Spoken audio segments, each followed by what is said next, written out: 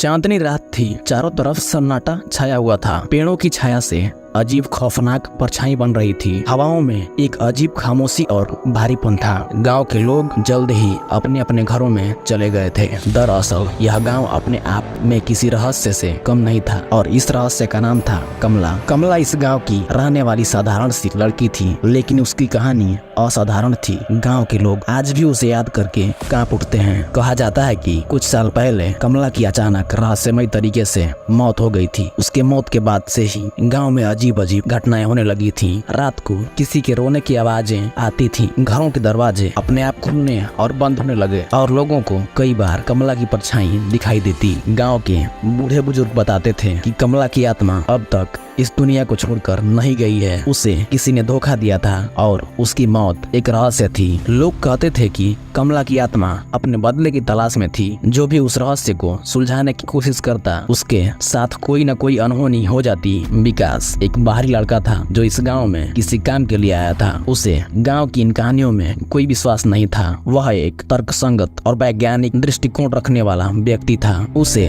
इस गांव के इतिहास और कमला की कहानी के बारे में जानकारी जुटानी थी। गांव वालों ने उसे कई बार चेतावनी दी थी कि वह कमला के रहस्य में न उलझे, लेकिन विकास ने इसे महज एक अंधविश्वास समझकर नजरअंदाज कर दिया। एक रात विकास ने गांव के एक पुराने खंडहर में जाने का निर्णय किया। यह वही जगह थी जहां कमला की मौत हुई थी। गांव वाले उस जगह को श्रापित मानते थे और वहां जाने से कतराते थे। विकास ने जब उस खंडहर के पास कदम रखा तो उसे एक अजीब सा एहसास हुआ। चारों तरफ अंधेरा था और हवा में अजीब सी सर्दी थी, लेकिन उसने अपने मन को मजबूत किया और आगे बढ़ता गया। खंडहर के अंदर पहुंचने पर विकास ने महसूस किया कि वहां कुछ ठीक नहीं था। उसे दीवारों पर अजीब सी आकृतियां दिखी, जैसे कोई अदृश्य हाथ वहां पर कुछ लिख रहा हो। अचानक उसे एक ठंडी हवा का झोंका महसूस हुआ और उसके पीछे से किसी के चलने की आहट आई। उसने मुड़कर देखा, लेकिन वहां कोई नहीं था। वह इसे अपनी कल्पना मानकर आगे बढ़ा, लेकिन उसकी धड़कनें धीरे धीरे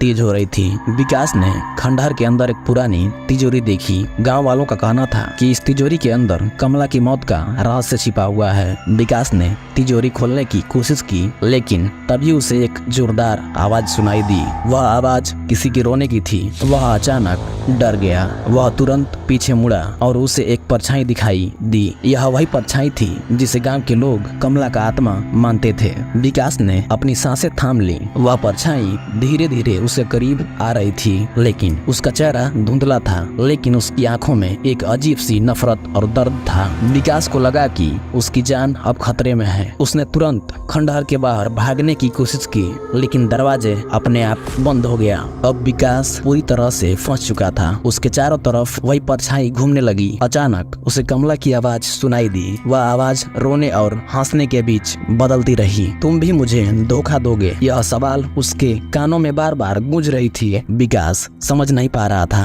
कि वह क्या करे। उसके सारे तर्क और विज्ञान अब झूठा लगने लगे थे। कमला की आत्मा अब पूरी तरह से प्रकट हो चुकी थी। उसके चेहरे पर गुस्से और दर्द का मिला जुला भाव था। वह विकास की ओर बढ़ी और उसकी ओर इशारा करते हुए बोली, मुझे न्याय चाहिए, मुझे सच्चाई चाहिए। विकास ने डर के मारे तिजोरी की ओर देखा। शायद तिजोरी में वह सच था जिसकी तलाश कमला की आत्मा कर रही थी। उसने तिजोरी को खोलने की कोशिश की, लेकिन उसमें लगा हुआ ताला बहुत पुराना था। कमला की आत्मा ने अचानक एक जोर की चीख मारी और तिजोरी अपने आप खुल गई। उसमें एक पुरानी डायरी थी। डायरी में लिखा था कि कमला की मौत एक साजिश का नतीजा था। गांव के कुछ प्रभावशाली लोगों ने उसे धोखा देकर उसकी हत्या की थी और इस साजिश को छिपाने के लिए उसकी मौत को आत्महत्या करार दिया गया था। विकास ने यह सच्चाई पढ़ी और जैसे ही उसने इसे पढ़कर पूरा किया, कमला की आत्मा शांत हो गई। उस समय उसकी आंखों में एक अजीब सी शांति थी।